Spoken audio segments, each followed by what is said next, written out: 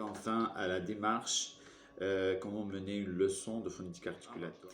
Une séance de phonétique articulatoire suit la même logique des autres activités langagières, c'est-à-dire 4 moments. Elle s'articule généralement autour de 4 moments essentiels. La sensibilisation auditive, ou on appelle aussi la conscientisation auditive, la distinction, la discrimination auditive, la répétition et enfin la production. Dans une séance immersive de phonétique articulatoire, nous amorçons notre exploration par une étape fondamentale qui est la sensibilisation ou la conscientisation auditive. Imaginez-vous, pour vous rapprocher bien sûr le sens, plonger dans un univers de son, un univers sonore où chaque émission phonétique est ou devient une note musicale captée par nos apprenants. Ils aiment beaucoup cela. Donc on opte beaucoup plus sur les activités engageantes et les activités ludiques telles que écoute, où j'écoute et j'identifie, qu'on trouvait souvent dans les manuels des années 90. Moi, j'ai eu la chance d'enseigner cette séance-là. Nous, on a plus l'improvisation. Ça tue la motivation chez nos apprenants. Ça met plus l'improvisation. En lumière les sons spécifiques à maîtriser. En lumière les sons spécifiques à maîtriser. En lumière les sons spécifiques à maîtriser. L'objectif étant d'éveiller l'oreille des apprenants. L'objectif étant d'éveiller, d'affiner leur perception et aussi préparer d'affiner leur perception et les préparer à un voyage phonétique attrayant et captivant aussi. Les préparer à un voyage phonétique attrayant. Par exemple, vous pouvez jouer l'enregistrement, les élèves écoutent pour ce moment. Ils écoutent une suite de mots. Moi, je préfère une suite de mots en 3e AP. On commence par cela. J'évite de faire une suite de mots en 3e AP. On commence par cela. J'évite de faire une suite de mots en 3e AP. On commence par cela. J'évite les phrases. J'évite les phrases parce que, surtout dans les 2 premiers projets, donc on commence à leur faire écouter des phrases dès le projet 3 dans les animaux de la ferme. Là, ils sont initiés c'est-à-dire au concept d'unité de sens. Les mots choisis aléatoirement, ils ne sont pas, c'est-à-dire comme ça, l'essentiel qu'ils contiennent les sons cibles, dans le cas échéant peu, be. Vous pouvez ensuite leur demander de nommer les mots qu'ils ont entendus pour préparer bien sûr la phase suivante. Donc on passe à la deuxième étape, la deuxième phase, la discrimination auditive. L'objectif de cette étape est de permettre aux apprenants de distinguer les sensibles, que ce soit la percible, que ce soit les élèves éprouvent difficulté à prononcer un des 2 sons, ou bien ils confondent les 2 sons. Voilà, d'accord. Une activité possible.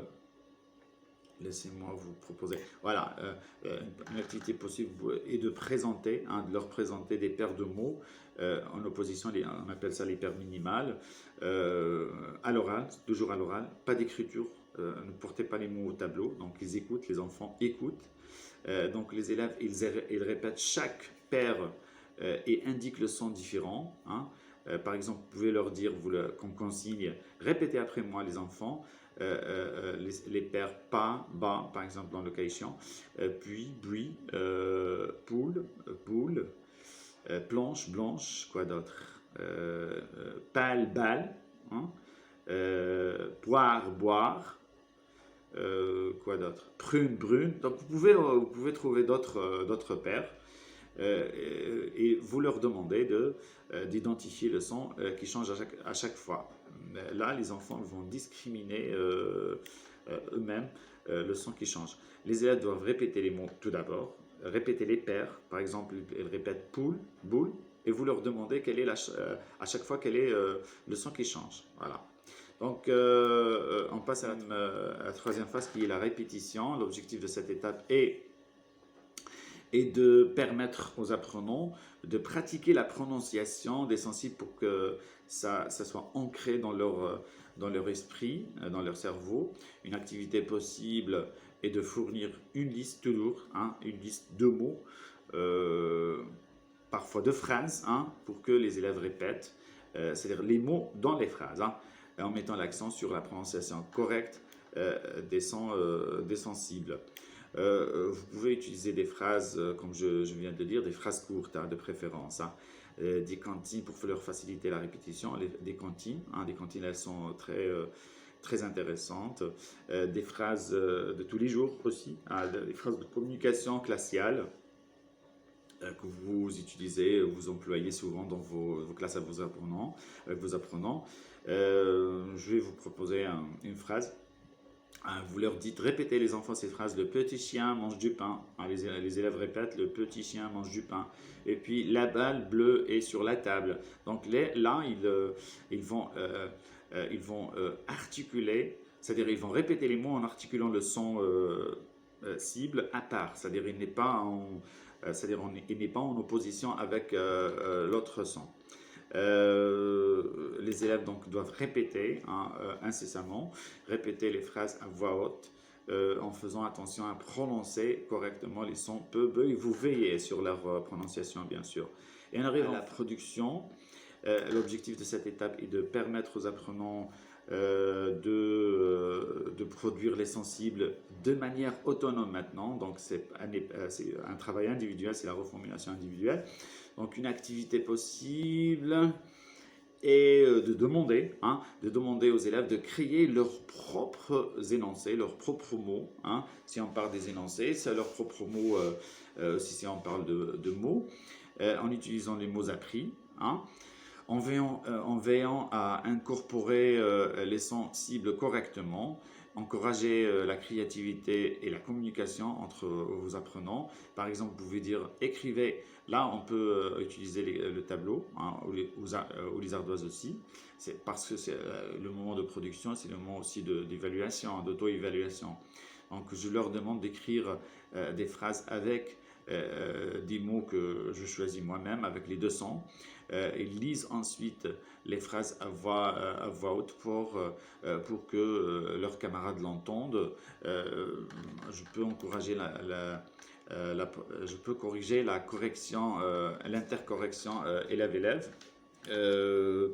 Voilà, donc je peux même proposer un exercice de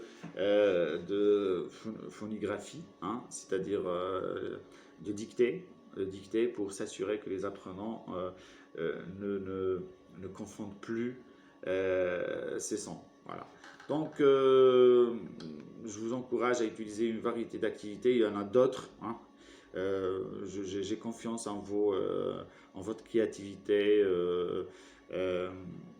Cela permettra bien sûr de rendre l'apprentissage plus intéressant, hein, plus attrayant, plus efficace aussi pour vos apprenants. Merci de votre attention. Je suis très content que vous m'ayez suivi. Allez, bon courage.